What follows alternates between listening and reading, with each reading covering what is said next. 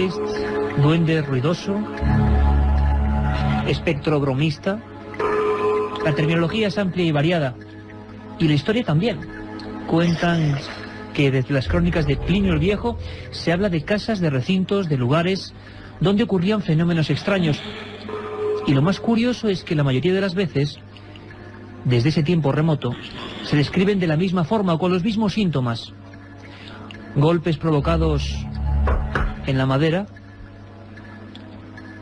voces, incluso a veces olores distintos, y es cierto que son casos más extraños, pero incluso presencias etéreas que se reflejan delante de los moradores de esas supuestas casas encantadas. Nos habéis pedido por activa y por pasiva este tipo de fenómenos, este tipo de casos. Ayer dábamos un adelanto prácticamente con el asunto de Sevilla, que está ocurriendo ahora mismo, y que cubría José Manuel García Bautista, nuestro reportero allí. Sin embargo, estábamos preparando, hacía ya una semana, un especial, podemos llamarlo así, sobre casos ocurridos en esta ciudad, desde donde os hablamos, desde Madrid. 3 millones de habitantes, 11.000 calles y un puñado de casas encantadas.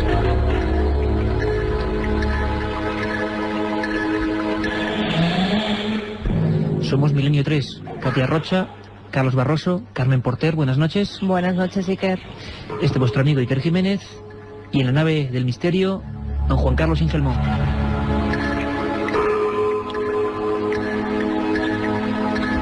Y es que, Carmen, a ese milenio3@cadenaser.com, un montón de gente en todo este año, pero sobre todo últimamente con la llegada del verano, parece que a la gente le gusta pasar miedo.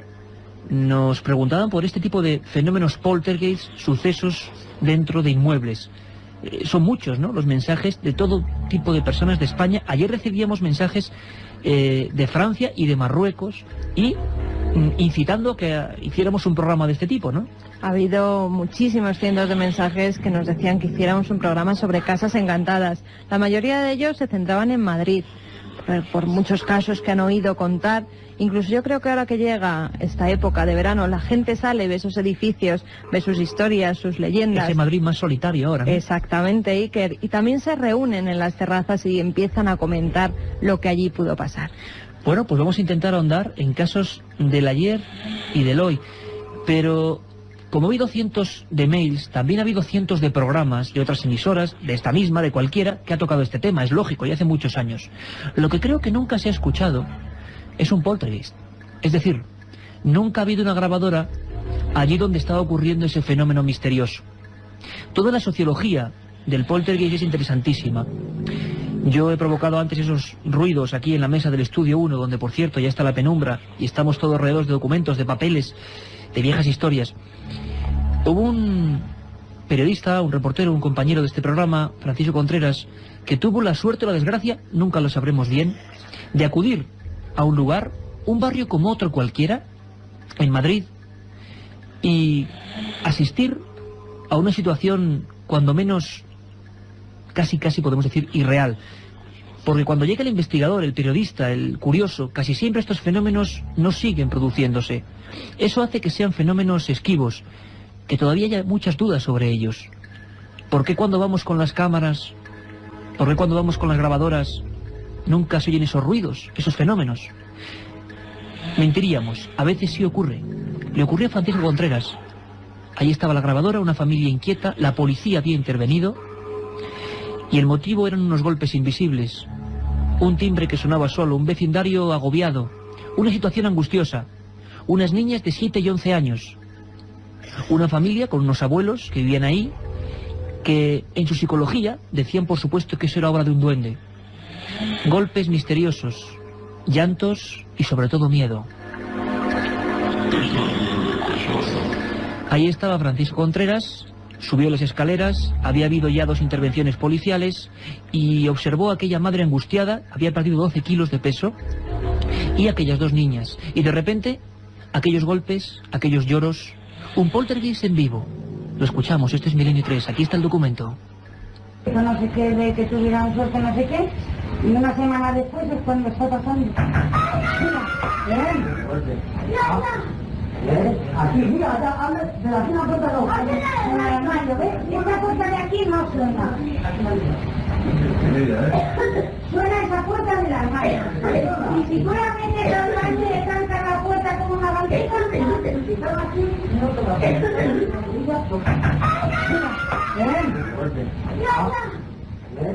mira, La otra realidad. Fenómenos extraños.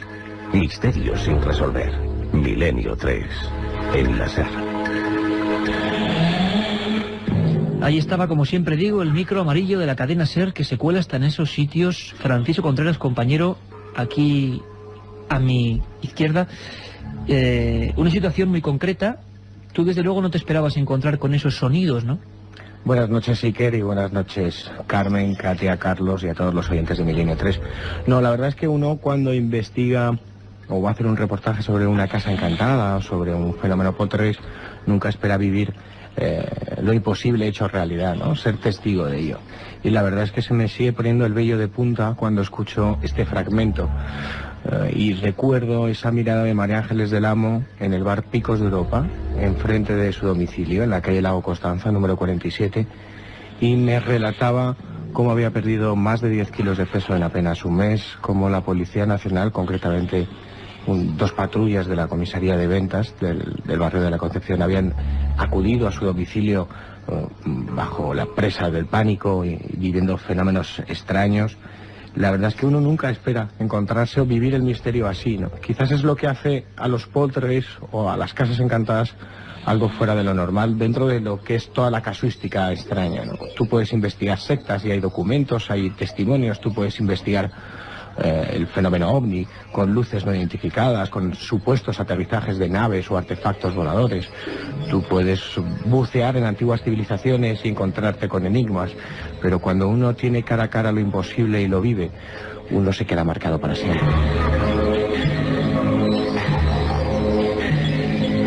Como marcado se puede haber quedado mucha gente que, repito, y no creo que sea masoquismo, sino desde luego nuestra sensación de atracción hacia el miedo, hacia lo más desconocido. Y desde luego, ¿qué más desconocido puede ser algo que se está manifestando aparentemente en nuestra propia casa? Yo creo que nos quedan 45 minutos apasionantes. Vamos a tener a periodistas, documentos, voces, historias alucinantes y comisarios de policía demostrando que quizá noches como esta a veces tienen que acudir a sitios donde ocurren cosas difíciles de explicar.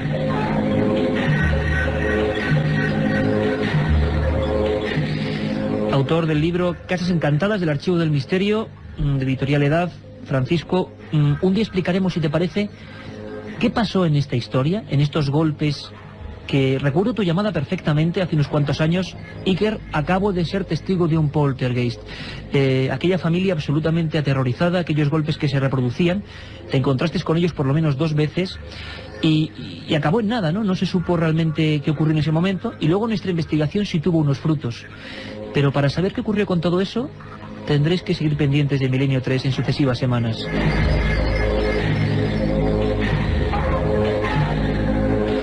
Y tengo aquí sobre mi mesa, porque vamos a empezar esta investigación en vivo, este Madrid misterioso y desconocido y completamente oculto, pero que a veces se refleja en los periódicos. Por ejemplo, el diario El País, ni más ni menos. A toda página. No queremos publicidad, sino soluciones. Fenómenos misteriosos en una finca de Carabanchel, calle Toboso 73. Y se habla con nombres y apellidos de Antonio García, el comisario de aquella época de Carabanchel, que tuvo que hacer una investigación porque en un inmueble muy humilde, en un inmueble de casas de un barrio que crecía en aquel momento, entre descampados, estaban ocurriendo fenómenos insólitos. Esos golpes, quizás como los que hemos escuchado en la grabación de Francisco, mucho más fuertes, que retumbaban. Cojo mi dossier y lo estáis escuchando ahora mismo, saco documentos y leo portada del diario 16, Casa de los Ruidos es un fantasma. Juan de Arespacochaga, alcalde de Madrid, aprueba una comisión para investigar los fenómenos. Luego dicen, por ejemplo, cuando el mulato Mauricio se aburre, la casa tiembla. Había en un tercer piso de aquella casa, calle Toboso 73, que hoy no existe, hay un edificio nuevo, había una familia de jubilados, los Rodríguez Antúnez, y tenían adoptado un muchacho, Mauricio. De repente empezaron a ocurrir cosas insólitas, movimiento de objetos. La policía fue testigo, y fue testigo un periodista, un compañero periodista de Sucesos de Diario 16, Francisco Pérez Avellán, que se encontraba con un suceso apasionante al que dedicó más de 15 reportajes. Y él vivió los sucesos. Tenemos aquí los documentos, las fotografías en blanco y negro, las portadas. Y vamos a saludar a Paco Pérez Avellán. Francisco, buenas noches. Hola, encantado de saludar a todo el mundo. Paco, ¿cómo fue este caso? ¿Qué es esta imagen? Cuéntanoslo tú porque lo vas a hacer mejor que nadie porque lo viviste. ¿Qué es esto de vecinos de una barriada bastante humilde de Madrid que se negaban a entrar en sus casas? Algo muy misterioso, verdaderamente todo el edificio se conmovía, parecía un pequeño terremoto, eran misteriosos ruidos que iban y venían, se producían en cualquier momento del día o de la noche. La gente que lo vivía muy de cerca acabó atemorizada, eran los comienzos del periódico Diario 16, y allí desfiló una auténtica, yo diría, representación de sabios y expertos en todo lo que podemos llamar fenómenos paranormales, esotéricos, sin que nadie pudiera ofrecer una solución. Lo cierto es que había un adolescente en uno de los pisos, un chico de raza negra llamado Mauricio, que parece ser que tenía problemas psicológicos, problemas de relación, y cuando esta persona, por lo que fuera, entraba en algún tipo de crisis, coincidía con estos ruidos que hacían conmover, yo diría que la estructura del edificio. Tuvimos la suerte, los reporteros destacados, en contemplar directamente aquellos fenómenos que, aunque ha pasado mucho tiempo, no se han llegado a esclarecer en su totalidad.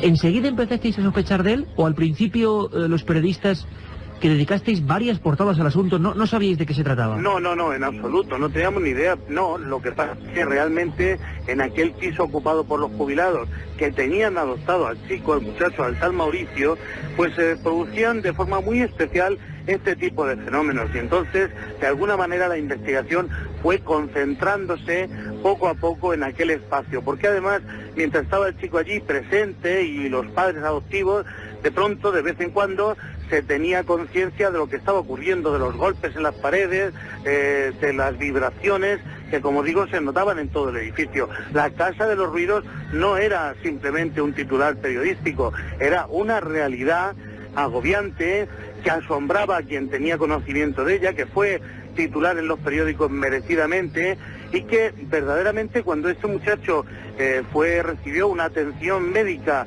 y empezaron a preocuparse de él, los ruidos fueron paulatinamente descendiendo hasta llegar a desaparecer en su totalidad. Aquello a mí me hizo pensar verdaderamente que pueden producirse determinado tipo de elementos, de demostraciones físicas que parten de una situación agobiante, de una mente atormentada. Curiosamente es uno de los primeros casos, Francisco, en el que la propia policía, a través de Antonio García, uno de los comisarios de Carabanchel, interviene.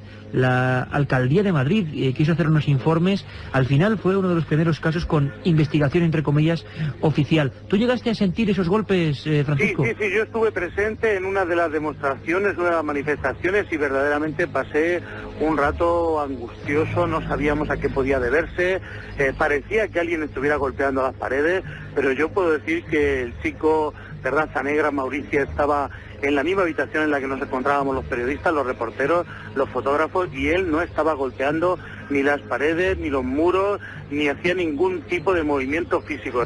Y Francisco Pérez Avellán es el prototipo de periodista de sucesos, lo decimos con todo el orgullo porque también nos sentimos de esa raza, quizá un poco distinta, pero que desde luego vive el periodismo a flor de piel. Y nos emociona, Francisco, ver estos reportajes, de verdad, con estos titulares, y que bueno, que estaba ahí el fenómeno, y como siempre, con el mismo misterio que vino, desapareció. Maestro Francisco Pérez Avellán, un abrazo muy fuerte. Ha sido un placer dar testimonio, gracias. Gracias.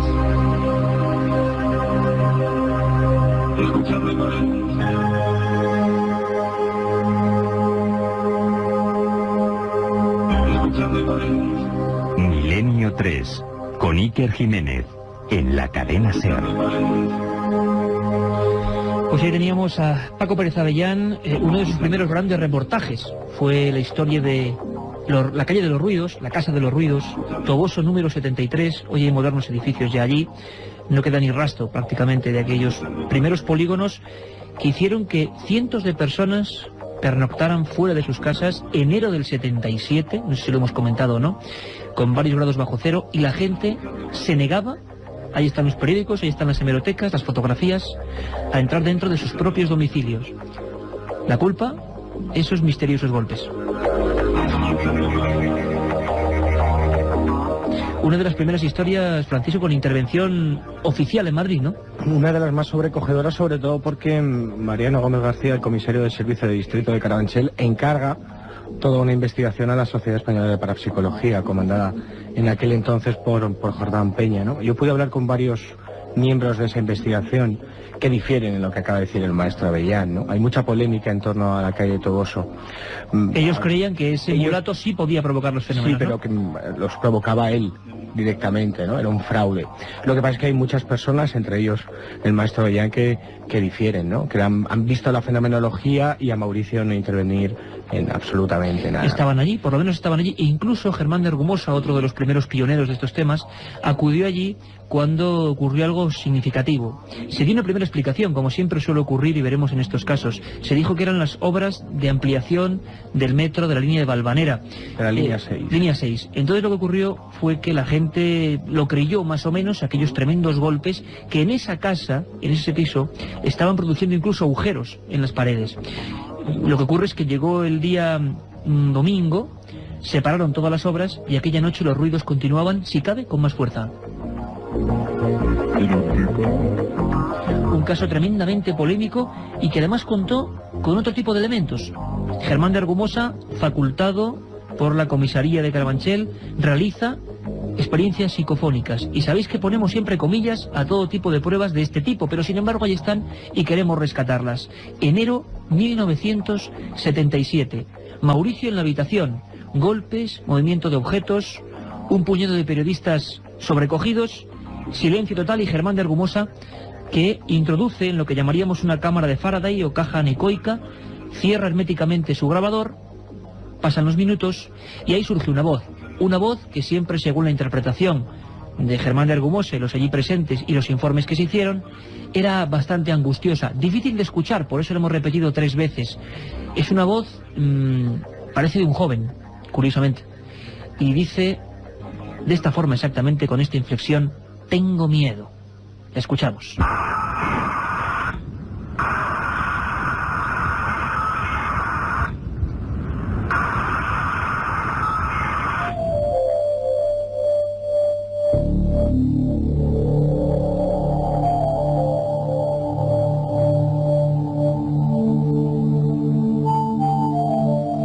Ahí estaba esa voz, casi imperceptible, pero que yo espero que ustedes, que vosotros, en el coche, quizá tomando el fresco en algún lugar cerca del sitio de vacaciones donde estéis ahora disfrutando, en vuestro domicilio, donde sea, hayáis podido escuchar perfectamente esa especie de lamento que vamos a repetir.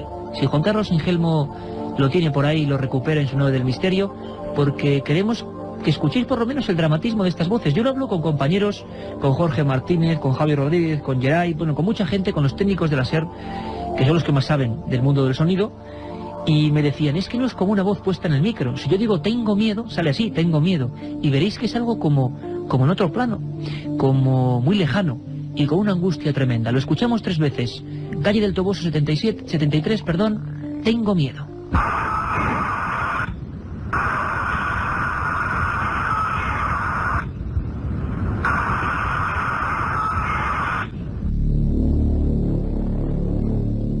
Y como decimos, en casas como estas no solo hay personas que son sus inquilinos, sino por ejemplo la policía, intervenciones directamente policiales.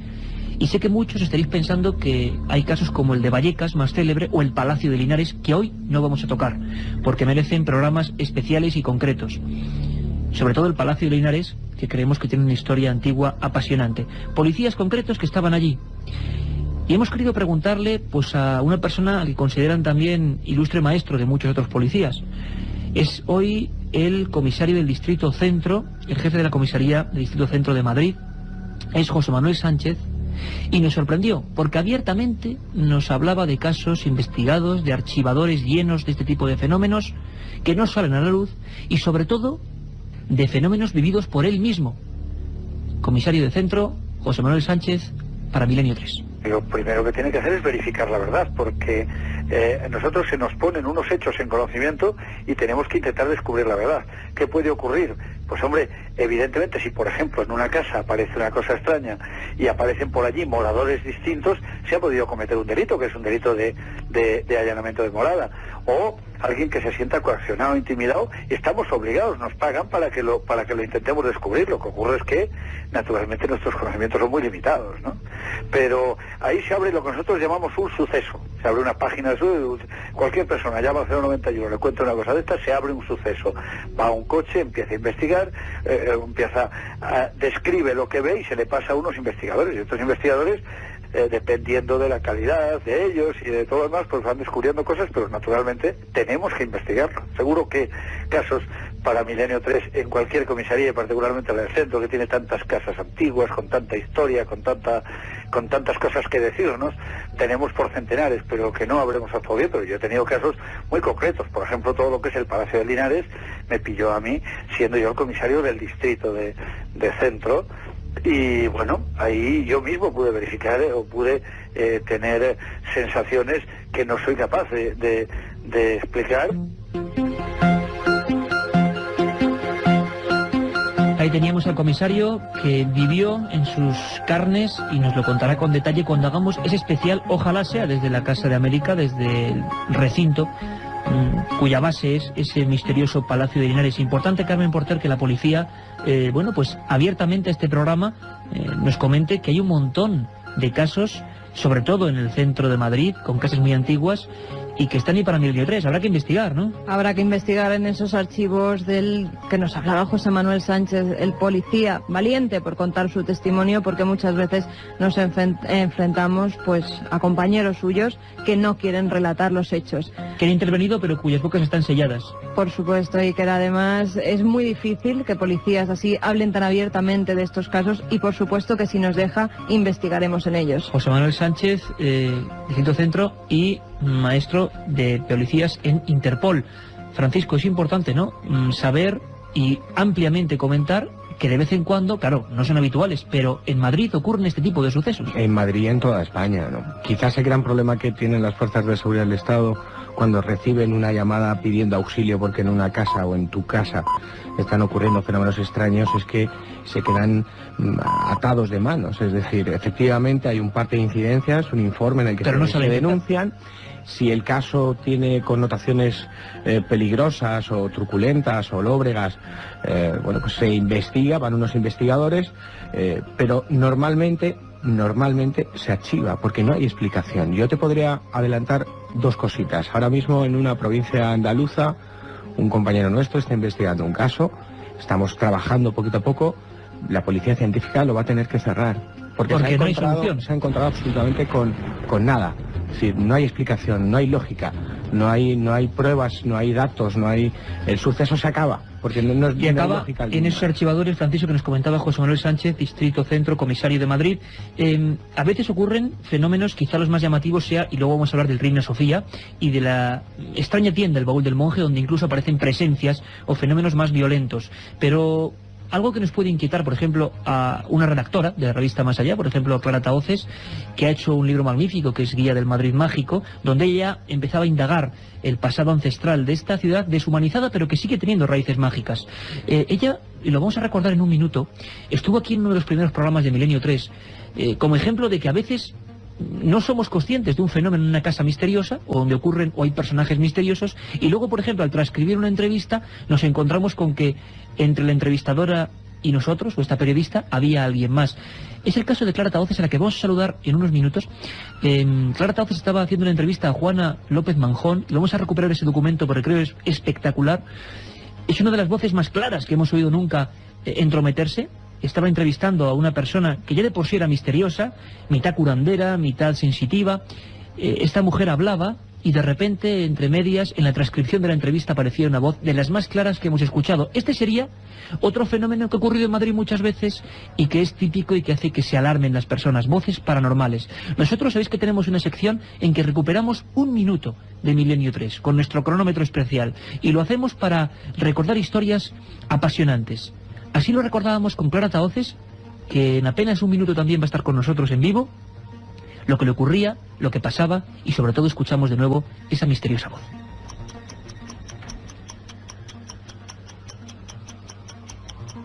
En esta situación de evidencia, ella le están recompensando por no cobrar y que esto hace que ella haya podido escribir 7 libros. Y de repente, Clara, una voz. Yo estoy transcribiendo, yo oigo una voz que dice, no sé si lo podemos escuchar o se va a oír claramente. Sí, dilo.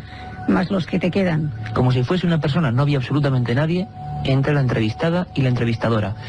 Juana López Manjón, la vamos a escuchar, dice... He escrito 7 libros de una forma muy evidente y de repente una voz, pero a un nivel que es extrañísimo que surja así, dice, más los que te quedan. Estaban solo periodista y entrevistada. Lo escuchamos. Por eso me han recompensado para que escriba 7 libros. Más los que te quedan. Por eso me han recompensado para que escriba 7 libros. Más los que te quedan. Clara, esta voz, ¿de quién es esta voz? No lo sé. 1937. 200 personas mueren trágicamente en el santuario de la Virgen de la Cabeza. 1971 aparece el fenómeno de las caras de Belmez. 2003. ¿Qué relación existe entre estos dos episodios? Descúbralo en Tumbas sin nombre. Un apasionante libro de Iker Jiménez y Luis Mariano Fernández. Una tragedia, un misterio, una investigación. Editado por Editorial Edad. La otra realidad. Milenio 3. En la cadena SER.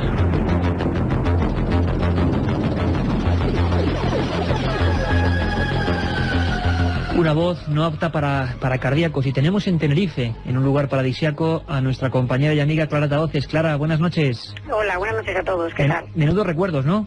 Bueno, sí, estaba escuchando yo también lo que habéis emitido. Efectivamente, fue hace... Pues bueno, casi al comienzo del programa, ¿no? Cuando empezó la andadura de Milenio 3. Y bueno, pues sí, me he acordado del caso otra vez. Y eso no se olvida nunca, ¿verdad, Clara? Pues no, la verdad es que cuando te pasa alguna cosa de este estilo, pues se te queda bastante grabada. Y bueno, la verdad es que no suelen pasar con mucha frecuencia, con lo cual viene un poco a reconciliarte porque a veces pues se investigan casos que no tienen, digamos, un peso específico de cara desde el punto de vista paranormal, ¿no? Y cuando, sin buscarlo, pues te encuentras con este tipo de historias, pues claro, evidentemente te viene a reconfirmar que bueno, pues estás investigando algo, estás estudiando algo que está ahí, ¿no? Que a veces se nos olvida un poco. Qué bonita frase, reconciliarnos con el misterio, porque lo que la gente no sabe es que la mayoría de casos que investigamos pues realmente acaban luego en nada, es decir, hay fenómenos completamente explicables. Clara, tú estuviste en los primeros grupos de investigación, años 80, indagando historias en Madrid, hiciste ese libro, Guía del Madrid Mágico, que editó Martínez Roca, te has pateado unas cuantas casas encantadas en Madrid. A mí me gustaría preguntarte una cosa que sé que tiene difícil respuesta, pero es que nos llegan, y repito que están abiertas las líneas, milenio3@cadenaser.com, nos llegan cientos de personas que tienen o que sufren estos fenómenos en su casa, no saben a quién acudir, está el peligro de los supuestos videntes, limpiadores de casas, que al final lo que limpian es el dinero la mayoría de las veces. Clara, ¿qué hay que hacer cuando uno en su casa, o tú que has comprobado que es lo más viable, qué hay que hacer cuando uno en su casa sufre este tipo de fenómenos? Bueno, yo en este sentido, pues desde el punto de vista del investigador, pues tendría que decir que me encantaría que esas personas acudieran a investigadores, ¿no? Porque es la forma de conocer los casos. Pero desde el punto de vista, digamos, ético, yo no recomiendo remover los casos. Es decir, acudir a videntes o acudir a personas de dudosa reputación para que nos hagan una limpia, entre comillas, de la casa o nos realicen algún tipo de ritual para quitarnos eso que parece que estamos viviendo, no parece la solución más viable desde el punto de vista psicológico. Y es que estos fenómenos tienden a agravarse cuanto más se escarba en ellos. Entonces, quizá lo mejor sería mantener la calma e intentar primero ver si ese fenómeno que se está sufriendo tiene algún tipo de explicación lógica y racional. Eso es lo primero, ¿no? Y sobre todo que intentar quitarle importancia al tema. Si los fenómenos, porque a veces pasa, ¿no?, son demasiado violentos o demasiado espectaculares como para que tengan una causa natural, entonces ya sí que a lo mejor habría que acudir a una persona especializada, y no me refiero a videntes en este caso, sino a personas pues que se dedican un poco a investigar este tipo de fenómenos para que intenten aportar algún tipo de información que no necesariamente tiene que ser la investigación en sí, sino una indicación de qué puede ser esto que se está viviendo, para tratar, pues evidentemente, de quitarlo, porque la persona que lo sufre no quiere tener eso en su casa normalmente. Hay casos que han acabado dramáticamente. Recordábamos la historia de la niña de Vallecas. Tú en Madrid has cubierto periodísticamente algunas historias. Yo recuerdo algunas, si no recuerdo mal, en Coslada, por ejemplo, donde las familias, los inquilinos, tuvieron que acabar huyendo de las casas, Clara. Sí, más de un caso que he conocido de personas que, con posterioridad análisis del caso, o incluso cuando te llega el caso, ya esas personas han abandonado el inmueble porque no les ha quedado otra solución. Y, hombre, es triste porque tal y como está el problema de la vivienda en España, especialmente en Madrid, pues el tener que hacer esto que supone que ya la persona no aguanta más. Es decir, una situación completamente desesperada y bueno, pues no optan por la solución de marcharse, ¿no? Efectivamente. Clara, de todos los casos, que son unas buenas decenas que tú has investigado, centrándonos en Madrid como esta noche estamos haciendo, y quizá apartándonos un poco de los casos clásicos como Palacio de Linares o Vallecas, ¿a ti cuál ha sido personalmente el que más te ha impresionado? Bueno, a mí a nivel personal, un caso que se le llamó el caso Embajadores, que curiosamente ese caso no está reflejado en el libro, pero en este caso, digamos que de alguna forma tuve una cierta implicación, entre comillas, es decir, que estando presente en una de las visitas al domicilio, un domicilio también por la zona, digamos, más antigua de Madrid, pues bueno, en una de las ocasiones sucede que estás presente cuando pasa algo, ¿no? En este caso fue una fenomenología tipo RAPS, que son una serie de golpes que generalmente van asociados con el número 3, en una de las habitaciones, estando todas las personas que estaban en ese momento en la vivienda, estábamos sentados en el salón y sonaron pues como 3 golpes muy fuertes, muy secos en una de las habitaciones, y el perro que estaba por ahí por el pasillo salió despavorido y se metió debajo de los pies del propietario de la vivienda. Y acto seguido la temperatura del inmueble empezó a descender de forma muy brusca, teníamos puestos termómetros y en cosa de pocos segundos la temperatura descendió por como 5 grados, habiendo colocadas 2 estufas y, si no recuerdo mal, la calefacción. Y porque era una casa fría, ¿no? Y entonces nos levantamos a ver para ver qué sucedía, y esto estábamos grabando toda la charla con estas personas. Los golpes aparecen reflejados en la cinta, incluso, y en ese momento en el que pregunta la propietaria de la casa qué ha sido ese golpetazo, ¿no? Pues se oye una especie de voz mezclada también en la conversación, como ronca, seca, masculina y fuerte, que parece pronunciar una frase que hasta la fecha no sabemos qué es lo que dice, no se entiende bien, ¿no?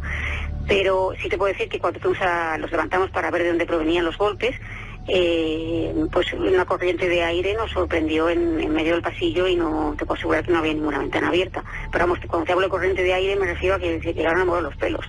O sea, fíjate la fuerza, ¿no?, de este aire. Y digamos que este es el caso que a mí particularmente me ha impresionado más, porque normalmente cuando llegas a los casos sí te cuentan cosas muy impresionantes, pero llegar a sentir o ver algo es muy difícil, siendo pues que no vas a estar en el domicilio 24 horas de vigilancia, ¿no? Y bueno, pues cuando tienes la suerte de frecuentar mucho pues un caso, ¿no?, una casa, o te permiten, pues a veces tienes la suerte de presenciar o de sentir algo, ¿no?, como en este caso. Francamente impresionante, y más a estas horas. Clara Tavoces, compañera, sobre todo ese mensaje, sabemos que es difícil para quien vive estos fenómenos, pero tranquilidad, y muy importante no entrar en la espiral de sugestión que siempre provoca malos resultados. Un abrazo fuerte, compañera, y muchas gracias. Gracias a vosotros, un saludo para todos.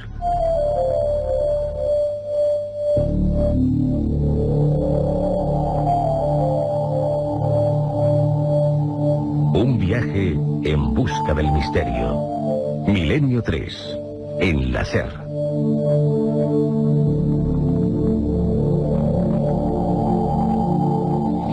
Menos 20, y Clara Tavoces, que bueno, nos contaba parte de sus secretos de investigadora. Es difícil ver una mujer acudiendo a este tipo de fenómenos tan bizarros, tan fuertes, y que pueden provocar pues tantas emociones dispersas. En Madrid tenemos una historia riquísima de casas encantadas.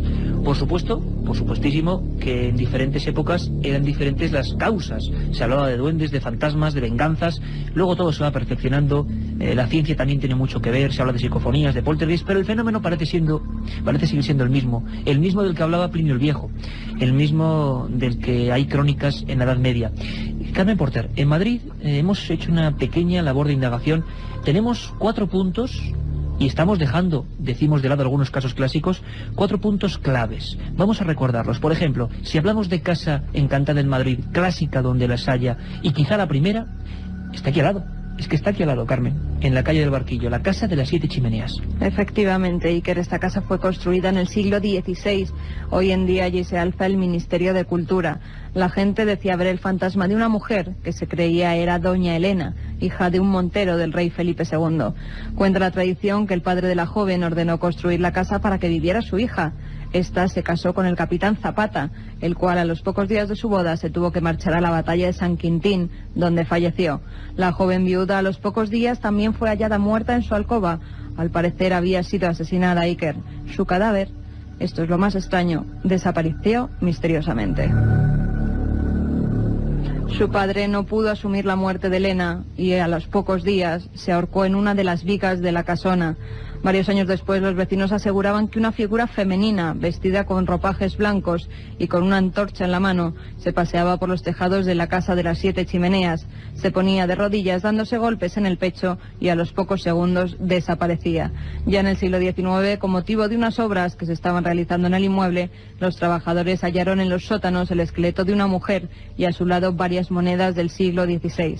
Recordemos, Iker, la época en que esta señora, Elena, desaparece, es asesinada. Y ya en 1960 son descubiertos otros restos humanos, en este caso se trataba de un hombre. Parece una conexión directa, restos humanos, fenómenos posteriormente a nivel misterioso, a nivel poltergeist. Tenemos también en el Palacio Real noticias en la prensa en la época, en 1658. Efectivamente, en esa época muchas personas son testigos de los fuertes golpes y voces que salen desde la capilla y se van extendiendo por el resto de las estancias. Sobre todo, decían que esos golpes, esos gritos, se concentraban en la torre del despacho del rey y en la torre del reloj. La Gaceta en marzo de 1658. Y hubo una casa en pleno Madrid que la llamaron Casa del Duende.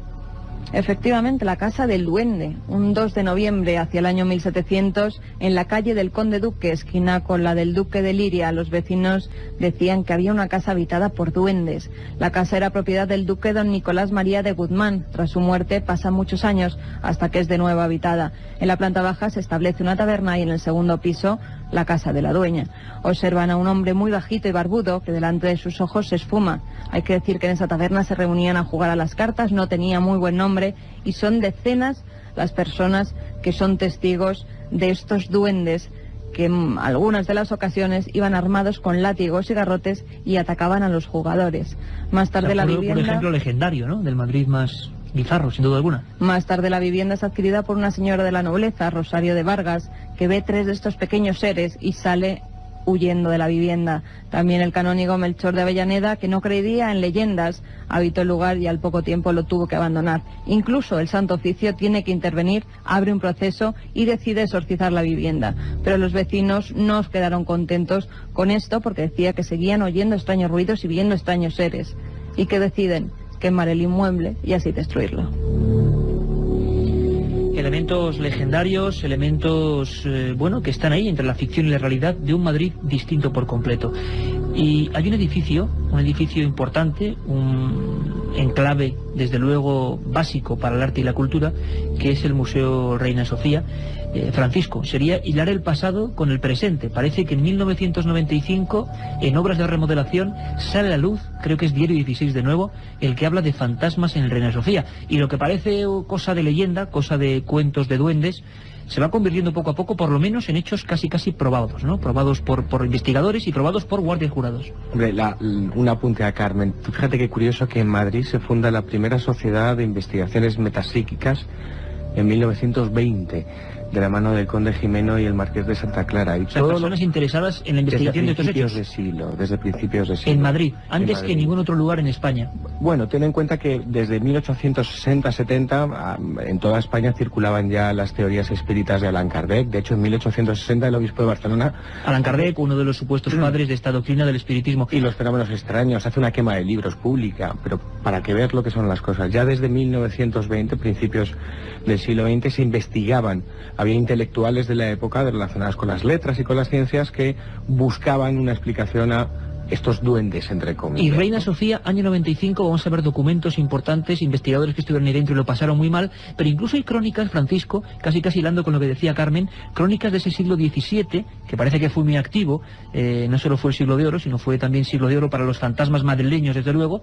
Se habla en una publicación que tú lo vas a comentar, y léenos esa pequeña crónica, porque se centraba en este lugar donde luego en el 95 hay fenómenos extraños que ahora vamos a escuchar. Los fantasmas del Reina Sofía salen a la luz pública o cobran fama el 21 de abril de 1995, cuando el reportero Álvaro Gariño, el redactor del diario 16, hace una crónica fantástica que la titula Los fantasmas del Reina Sofía, ¿no? Y en ella cuenta como un grupo de investigadores paranormales, que es el grupo EPTA, que dirige el sacerdote Padre Pilón, y donde están Sol Blanco Soler y Paloma Navarrete, pasan diferentes noches autorizados por José Guirao, que era el vicepresidente del centro, para que investiguen una serie de fenómenos extraños que y ahora escucharemos a Sol Blanco Soler, que están viviendo, bueno, toda clase de sucesos insólitos. Pero la historia del Reina Sofía viene de atrás, viene incluso cuando era la dependencia o albergaba el hospital del antiguo San Carlos.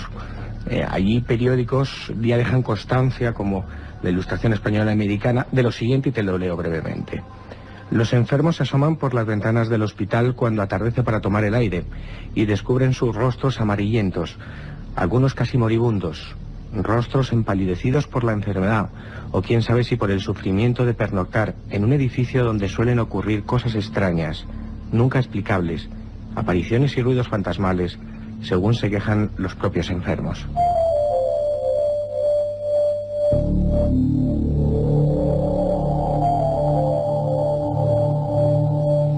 Y la investigación, como decía Francisco, enlaza ese misterio antiguo con la modernidad de los años 90. Algo ocurre, una exclusiva periodística, parece que hay personas que incluso han puesto sobre la mesa informes psiquiátricos muy complejos debido a la angustia que estaban pasando por hacer la guardia en aquellos pasillos del Reina Sofía. Uno de los investigadores que estuvo allí y el primero que recibió esos informes es Ángel del Río, compañero de labores informativas en la cadena COPE y en el diario El Mundo, y que se metió a fondo en esta historia, tan es así que acabó haciendo un libro, Casas Encantadas en Madrid, y nos explica de esta forma, rotundamente, cómo le llega esa vigilante, concretamente una chica, que parece que está muy afectada porque está viendo cosas extrañas en aquel lugar, en el Reina Sofía.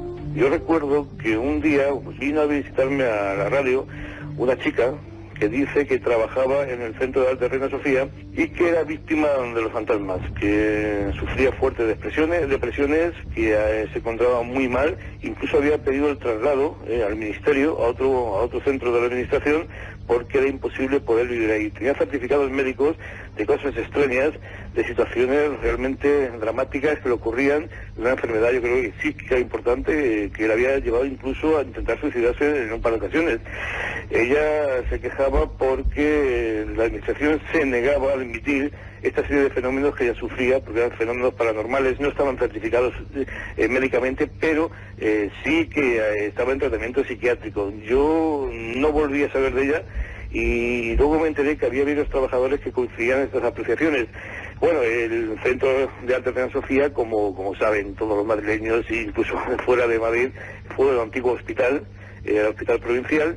Se produjeron en otras épocas enterramientos en ese centro, incluso cuando se procedió a la remodelación para convertirlo en el Centro de Arte de Reina Sofía, pues aparecieron algunos restos humanos propios de los enterramientos que se habían producido. De nuevo esa constante que parece algo que persigue a determinados lugares, hechos luctuosos, y yo recuerdo ahora la calle Antonio Grillo número 3, hablábamos ahí con Salvador Ortega de la Policía Científica, donde varios crímenes siempre centrados en una misma habitación durante diversas épocas y luego fenómenos extraños. Hechos luctuosos parece que son la antesala en algunas ocasiones de este tipo de fenómenos. Sol Blanco Soler era, como comentaba Francisco Contreras, una de las integrantes de aquel equipo de investigación del Padre Pilón, al que fue concedido un permiso, o quienes fueron con ciertas acreditaciones, para pasar una serie de noches. Hablaban, y nos hablaba Sol, de ascensores que sin el flujo eléctrico incluso se pusieron en marcha. Y además ellos acudían con bastante escepticismo tras recibir las quejas de estos guardias jurados y digamos un poco la angustia general. Pero lo que sí les dejó helados fue algunas descripciones concretas del resto de vigilantes. Los vigilantes, que además son, y mandamos un saludo a todo ese gremio que sabemos que nos escuchan, son a veces los primeros testigos de este tipo de fenómenos porque están de noche ahí, en esos lugares solitarios. Escuchadme atentamente porque es impactante lo que tuvo que recoger esa comisión, esa investigación de Sol Blanco Soler y del equipo EPTA, y los documentos y testimonios que pudieron ellos grabar. Testimonios que hablan de visiones, ya no golpes y sonidos, sino visiones de figuras en aquellos pasillos. Lo escuchamos. Bueno, una segunda vez que estuvimos en el 95 fue porque algunos vigilantes, cuando recorrían esos enormes, avenidas, o llámalas como quieras, ¿no? O claustros, ¿no? Del edificio, pues habían denunciado de que se sentían muy incómodos porque habían veces que habían visto como procesiones de monjas recorrer el edificio. Eso, cuando fuimos en el 95, pues tenía también su razón de ser. El edificio tiene una carga de vivencias muy grande. Todo el mundo sabe que eso fue en sus inicios hospital de beneficencia, fue también psiquiátrico, más tarde fue, sitio donde había las prácticas de medicina, había por supuesto también depósito de cadáveres, es decir que ese edificio siempre ha tenido una carga emocional de tragedias, de sufrimientos, y por supuesto había una congregación religiosa en los inicios que se ocupaba del cuidado de los enfermos. Digno de una película de terror. Accidentes, muertes, congregaciones muy concretas y fenómenos extraños. Tenemos incluso, Carmen, en el siglo XVIII, relación de accidentes o de muertes violentas y fantasmas ya de lo más escabroso o fuera de lo clásico, como es el de la calle Santa Ana, aquí muy cerca de aquí donde estamos en el estudio 1, ¿no? Y donde actualmente se sigue poniendo el rastro de Madrid. A principios del siglo XVIII surgieron numerosos testimonios que aseguraban que el fantasma de un hombre se paseaba por los tejados de esta calle y que incluso llegaba a entrar por las ventanas de alguna vivienda. La gente creía que se trataba de un curtidor de pieles que había muerto en esa calle en un accidente de carretas. Fenómenos antiguos, fenómenos dignos de ese Madrid de antaño. Y hay tiendas, hay lugares, hay establecimientos donde, pues se guardan estos enseres, los llamados anticuarios aquí en Madrid. Tiendas de antigüedades en otros sitios, aquí no sé por qué en Madrid se les llama anticuarios. Y hubo un caso espectacular, Francisco, tú acudiste allí rapidísimamente, lo viviste también en tus carnes. El baúl del monje se llamaba, ¿qué pasaba allí? Bueno, salta a la luz a la opinión pública en febrero de 1999. La prensa y diferentes emisoras de radio dan la noticia de que en la calle Marqués del Monasterio número 11, en una tienda de anticuarios. Hace poco entonces, año 99, has dicho. 99. Hace 4 años. Ocurren fenómenos extraños, ¿no? La verdad es que 48 horas después de enterarme de la noticia estaba allí hablando con sus propietarios, con Ángela y con Noel, y la verdad es que me encontré un caso peculiar, distinto y quizás, si me permites catalogarlo, etiquetarlo así, romántico, ¿no? En Madrid tenemos fantasmas para todos los gustos. Artistas como los del Reina Sofía o los que hay en el Auditorio Nacional de Música. Supuestos fantasmas, claro. Supuestos fantasmas. En el Reina Sofía o en el Auditorio Nacional de Música. Violentos y macabros como pueden ser los que ocurrían o aparecían en Vallecas. Y este es romántico. Romántico por el lugar donde supuestamente ocurren esta serie de fenómenos, ¿no? ¿Cómo es la tienda? Bueno, la verdad para que es nos hagamos una idea ahora con los documentos. Es muy peculiar, ¿no? Es como un buen anticuario, te encuentras piezas de arte de cualquier época, ¿no? Y te sumerges en una atmósfera histórica que te traslada a otros mundos o a otras etapas de la historia fantástica, ¿no? Uno se queda como soñando, ¿no? En un viaje en el tiempo. Aquel día en que me encontré a Ángela, la verdad es que lo que no me esperaba o lo que no esperaba escuchar era la cantidad de fenomenología extraña que ahí había habido. Había miedo. Con mucho miedo y mucho terror, incluso una casuística que no se había dado nunca en Madrid, que se denomina aporte. Y para que vamos a escuchar caídas y apariciones de objetos. Materializaciones de objetos de la nada. Vamos a escuchar una cosa importante, tú lo grabaste ahí, pedimos como siempre disculpas porque son grabaciones no hechas para un programa, sino estando investigando en el lugar de los hechos. Escuchamos cómo se llamaba la propietaria.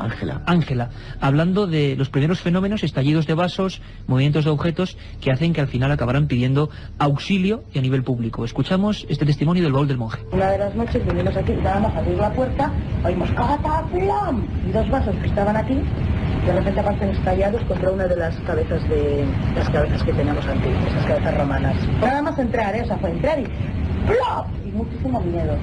Ha sido violento porque de repente las cosas, lo que tiraba, las cosas que se movían, muchísima violencia, se estrellaban. Pero curiosamente nunca nos daba a nosotros, ni siquiera roto objetos valiosos que hemos tenido aquí. Es que es curiosísimo. Bueno, por lo menos era considerado, no rompía las piezas más importantes, pero lo que sí hacía era dejar presencias que serían características de estos fenómenos, extraños olores. Escuchad, Ángela, porque la descripción es desagradable y absolutamente gráfica. Desde olor a pelo quemado, dentro de este armario, olor a pelo quemado. Es curiosísimo. Otras veces olor a podrido, de una manera espantosa. Y al segundo, oler a rosas. Al segundo. Esto era un cambio de olor radical. Cambio de olores radicales, todo tipo de fenómenos, movimiento de objetos, se concentró todo en aquella tienda. ¿Sospechaban de algo, de alguien? Durante 1 año y medio. Ellos ocuparon ese establecimiento en marzo de 1998. Se hizo público en el 99, pero durante ese año y medio, año más, vivieron todo tipo de fenómenos extraños. Había materializaciones, como decíamos, no solamente de madera, como lo hemos escuchado, ¿no?, de esa especie de serrín, sino que aparecían monedas de época, aparecían botones, incluso instrumental médico, de dentista, para ser más exactos. Incluso a los pocos investigadores que estuvimos allí, que en este caso fue el grupo EPTA, el padre Pilón, yo y creo que Jesús Callejo, bueno, nos llegaron a relatar una vivencia única. Ellos tenían una cabeza de carnero, una cabeza de terracota, que delante de los testigos, delante de los propios clientes, se movía de estancia a estancia. Incluso llegaron a tirarla al contenedor y volvió a aparecer en la tienda. Impresionante. Me gustaría poner un documento. Es José Manuel Sánchez, hablábamos del comisario, porque nos dice algo importante de cara al futuro. Comisario del Distrito Centro de Madrid, hay que seguir investigando, hay que seguir indagando. Escuchamos sus palabras. Yo creo que todos los expedientes que hay en la policía, a cualquiera que quiera investigar sobre estas cosas,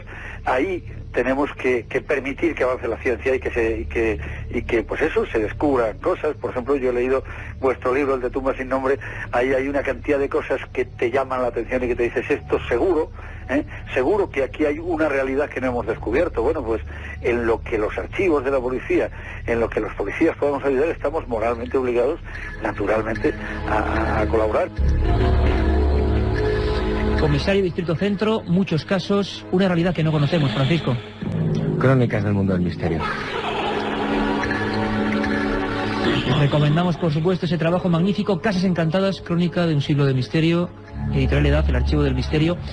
Hemos intentado simplemente poner pequeños documentos policiales, periodísticos, investigadores, de algo que ocurre en ese otro Madrid al que a veces hay que, abrir las puertas. Espero que hayan disfrutado. Nos escuchamos a las 3 de la madrugada.